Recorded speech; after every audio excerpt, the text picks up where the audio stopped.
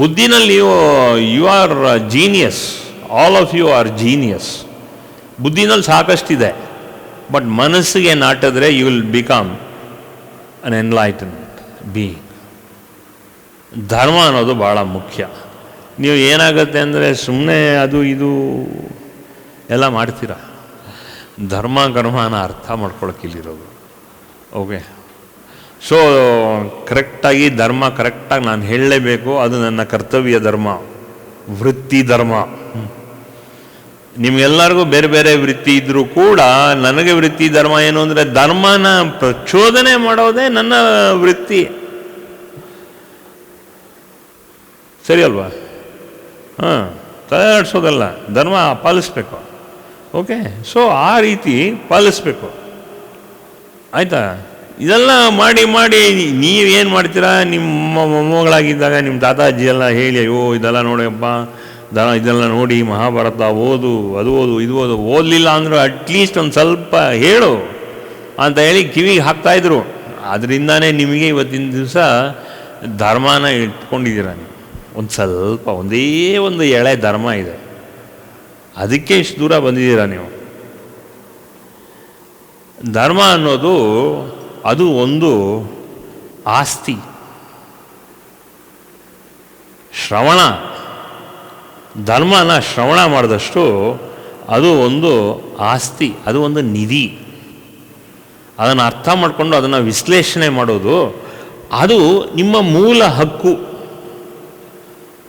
That is your birth right. You have to understand dharma. ನಿಮ್ಮ birth right ಏನೋ ಕರ್ಮ ಅಷ್ಟೇ. ಒಂದು ದಿವಸ ಏನಾದ್ರು ಇದು ಮಾಡಿದ್ರೆ ಒಳ್ಳೆಯದು, ಇದು ಮಾಡಿದ್ರೆ ಸಹಿ ಇಲ್ಲ, ಇದು ಮಾಡಿದ್ರೆ ತಪ್ಪು ಅನ್ನೋದಿಲ್ಲ ನಿಮಗೆ. ಯಾಕಂದರೆ ಈಗೋ ಇರುತ್ತಲ್ಲ, ತಪ್ಪ ಅಂತ ಹೇಳೋದೇ ಇಲ್ಲ. ಬಿಕಾಸ್ ನಿಮ್ಗೆ ಈಗೋ ಇರೋದ್ರಿಂದ ಏನಾಗುತ್ತೆ ಅಂದರೆ ನೀವು ಮಾಡಿದ್ದೆಲ್ಲ ಸರಿ ಅನ್ನೋದು ಒಂದು ಭಾವನೆ ಇರುತ್ತೆ. That's also nice also. ಇನ್ನವೇ ವೆರಿ ಪಾಸಿಟಿವ್ ಆಗಿ ನಿಮ್ಮನ್ನು ತಳ್ಕೊಂಡು ಹೋಗ್ಬೋದು. ಏನಂತೀರ? ಧರ್ಮ ಅನ್ನೋದು ಇರಬೇಕು, ಒಳಗಡೆನೇ ಇರಬೇಕು. ಒಳಗಡೆ ಬಂದಿದೆ, ನಿಮಗೆ ಮಾಡಿದ್ರೆ ಒಳ್ಳೆಯದು. ರೂಲ್ಸ್ ಆ್ಯಂಡ್ ರೆಗ್ಯುಲೇಷನ್ಸ್ನ ಫಾಲೋ ಮಾಡೋದು ಧರ್ಮ ಅನ್ನೋದು ಕಾನೂನು ಪ್ರಕಾರ. ಆ ಕಾನೂನು ಪ್ರಕಾರ ಮಾಡಲಿಲ್ಲ ಅಂದರೆ then you have cutting the spiritual, cutting the law of the land. You should also not cut the law of that land. So the moment we are born in this punya bhumi, in this land, it is our birthright to follow a dharmic code of conduct. At least ಒಂದು ಸಾಧನೆ ಮಾಡಿದಾಗ ಒಂದೊತ್ತು ದಿನ ಸಾಧನೆ ಮಾಡ್ತೀರಾ, very good. 15 ನಿಮಿಷ ಮಾಡ್ತೀರಾ, ಅರ್ಧ ಗಂಟೆ ಮಾಡಿ. ಸ್ವಲ್ಪ ಒಂದು ಧಾರ್ಮಿಕ ಕೋಡ್ ಬಗ್ಗೆ ಸ್ವಲ್ಪ ಅದನ್ನು ಮೆಲುಕು ಹಾಕ್ಕೊಳ್ಳಿ. 15 ನಿಮಿಷ ಸಾಧನೆ ಮಾಡಬೇಕಾದ್ರೆ ನೀವು ನಿಮ್ಮ ಆತ್ಮ ದೇವರನ್ನ ಪ್ರಾರ್ಥನೆ ಮಾಡಿ. Because you are doing lot of prarthane. ಅದು ಇದು ಬೇಕು, ಇದು ಬೇಕು ಅಂತೆಲ್ಲ ಕೇಳ್ತೀರಾ. ಸುಮಾರು ಜನ ಕೇಳ್ಕೊಂಡಿದ್ದೀರಾ. ಕೇಳೋದು ದೊಡ್ಡದಲ್ಲ. What is your involvement in your evolvement? What is your involvement in dharma which requires evolvement, and this evolvement in the dharmic code takes you to enlightenment?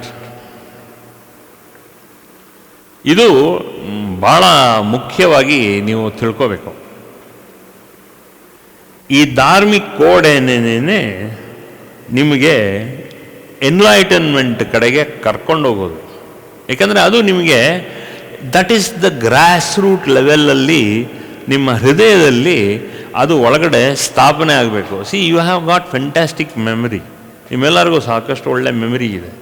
ಈಗ 50 ವರ್ಷದ ಕೆಳಗಡೆ ಬೇಡಪ್ಪ, 30 ವರ್ಷದ ಕೆಳಗಡೆ ಏನಾಯಿತು ಒಂದು ಕೆಟ್ಟ ಘಟನೆ ಅಂದರೆ ಠಕ ಠಕ ಠಕ ಠಕ ಠಕ ಅಂತ ಹೇಳ್ಬಿಡ್ತೀರ. ಅದೇ ಒಂದು ಒಳ್ಳೆ ವಿಚಾರ 5 ವರ್ಷದ ಕೆಳಗಡೆ ಏನಾಯಿತು ಗೊತ್ತಾಗಲ್ಲ. You don't know. Anything which you understand, you will understand in relation with the angle, whether how you are involved morally, financially, Okay, health-wise, how you involve yourself. But you should understand, dharmically also you have to involve. The more you involve dharmically, that means the faster will be the evolvement in your life. And what is that final evolvement? Dharmic evolvement, final climax ಹೋಗಬೇಕಾದ್ರೆ that is called as enlightenment. ನೀವೆಷ್ಟೇ ವಿದ್ಯಾ ಬುದ್ಧಿ ಜ್ಞಾನ ಬಿಟ್ಟು ಏನಾದ್ರು ಇದ್ದರೆ ಅಹಂಕಾರದ level ಕ್ಲೀನಾಗಿ ಮಾಡಬೇಕು. And ಹೆಂಗೆ ಹೋಗುತ್ತೆ ಧಾರ್ಮಿಕ ಲೆವೆಲಲ್ಲಿ ಅಂದಾಗ, ಒಂದು ಮಾತು ಹೇಳ್ತೀನಿ, 2 ವಾರದಿಂದಾನು 3 ವಾರದಿಂದಾನು ಸುಮಾರು ವಾರದಿಂದಾನು ಹೇಳ್ತಾ ಇದ್ದೀನಿ, ಕಂಪ್ಯಾಷನ್ ಇಟ್ಕೊಳ್ಳಿ. ಅದೆಲ್ಲ ಚೆನ್ನಾಗಿ ಮಾಡ್ತಾ ಇದ್ದೀರ ನೀವು. Now you have come to that awareness of that heightened compassion. Agreed.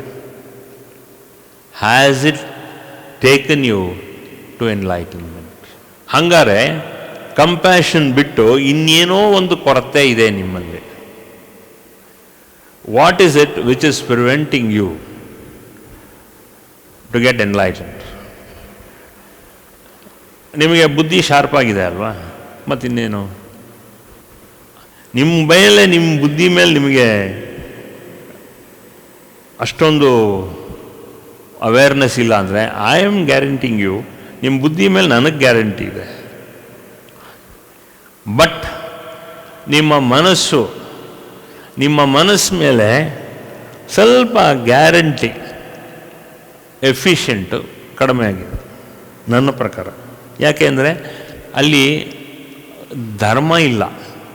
You don't understand dharma. ಯಾಕೆಂದರೆ dharma is the basic base for making you go towards enlightenment. ಕಾಯ ವಾಚ ಮನಸ್ಸ ಅಂತ ನಾವು ಹೇಳ್ತೀವಲ್ಲ, ಕಾಯ ವಾಚ ಮನಸ್ಸ ಯಾವ ಥರ ಇರಬೇಕು? ಧಾರ್ಮಿಕವಾಗಿರಬೇಕು ಕಾಯ ವಾಚ ಮನಸ್ಸ. ಧರ್ಮದಲ್ಲಿರಬೇಕು ಕಾಯ ವಾಚ ಮನಸ್ಸ. ಮಾತನಾಡಿದ್ರೆ ಧರ್ಮದಲ್ಲಿರಬೇಕು, ಉಸಿರಾಡಿದ್ರೆ ಧರ್ಮದಲ್ಲಿರಬೇಕು, ಭಾವನೆಗಳು ಧರ್ಮದಲ್ಲಿರಬೇಕು. ಈಗ criticisation, if you are a critic, ನೀನು ಮಾಡೋದು ಸರಿಯಿಲ್ಲ, ನೀವು ಹೇಳೋದು ಸರಿಯಿಲ್ಲ, ಇದು ಸರಿಯಿಲ್ಲ, ಅದು ಸರಿಯಿಲ್ಲ, ಇದು ಸರಿಯಿಲ್ಲ ಅಂತ ಹೇಳ್ತಾ ಇದ್ದರೆ, 1 ವರ್ಷದಲ್ಲಿ you will become a hard earned critic. ನೀವು ಯಾವುದನ್ನೂ ಒಪ್ಪಲ್ಲ. ಸೊ ನೀವು ಯಾವುದು ಒಪ್ಪಲ್ಲ ಅಂದಾದ ಮೇಲೆ ನೀವು ನೋಡ್ಕೊಳ್ಳಿ, ನೀವು ಯಾವುದು ಒಪ್ಪಲ್ಲ ಅನ್ನೋ ಒಂದು ನೀತಿ ಇದ್ದರೆ ನಿಮ್ಮಲ್ಲಿ, ನೀವು ಧರ್ಮ ಹೋಗ್ತಾ ಇದೆಯೋ ಅಲ್ವೋ, ನೀವು ಧರ್ಮ ಒಪ್ತಾ ಇದೆಯೋ ಇಲ್ವೋ ಅಂತ ನೋಡಿ. ನೀವು ಧರ್ಮ ಒಪ್ಪಲ್ಲ ಅಂದಾದ ಮೇಲೆ ನೀವು ಕರ್ಮದಲ್ಲಿ ಇದ್ದೀರಾ ಅಂತಲ್ವೇ ಅರ್ಥ. There is no moral code of conduct. ಈಗ ಮಹಾಭಾರತ ಇರೋದು to make us understand the moral code of conduct. Ramayana ಇರೋದು to make us understand the moral code of conduct.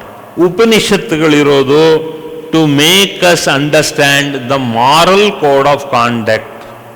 ಇಲ್ಲಿ ಒಂದು ಸತ್ಸಂಗ ಆಗಬೇಕಾದ್ರೆ ನಾವು ಹೇಳೋ ಎಲ್ಲ ತತ್ವಗಳು ಎಲ್ಲವೂ it is nothing but the moral code of conduct, and that moral code of conduct I have called it as Nimishopanishad.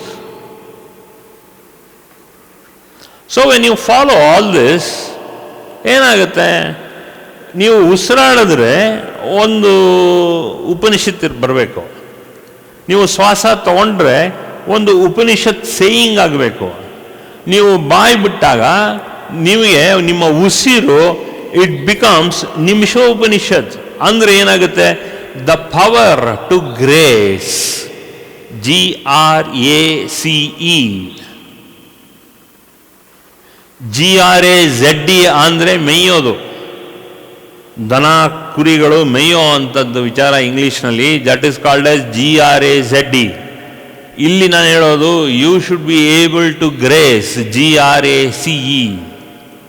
So you should be breathing in breathing out Upanishad, ಯಾವುದೇ ಉಪನಿಷತ್ ಋಷಿಗಳನ್ನ ನೋಡಿ, they are only speaking and breathing in and breathing out. ಅವ್ರು ಹೇಳಿದ್ದೆಲ್ಲ ವೇದವಾಕ್ಯ ಅಂತ ಹೇಳಿದ್ರು.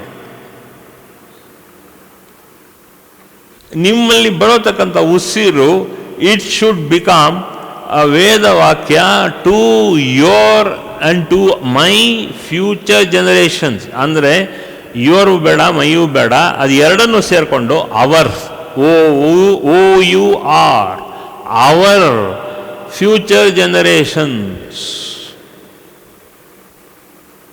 ಆ ಥರ ಮಾಡಬೇಕು ನಾವು. ವಿ ಶುಡ್ ಒಂದು ಸ್ಟೇಟ್ಮೆಂಟ್ ಮಾಡಿದಾದ್ಮೇಲೆ ಅದರಲ್ಲಿ ಬಲ ಇರಬೇಕು, ಅರ್ಥಗರ್ಭಿತವಾದಂಥ ಸ್ಪಂದನ ಇರಬೇಕು. You should carry the potency of the vibrations. Otherwise how did Upanishad survive?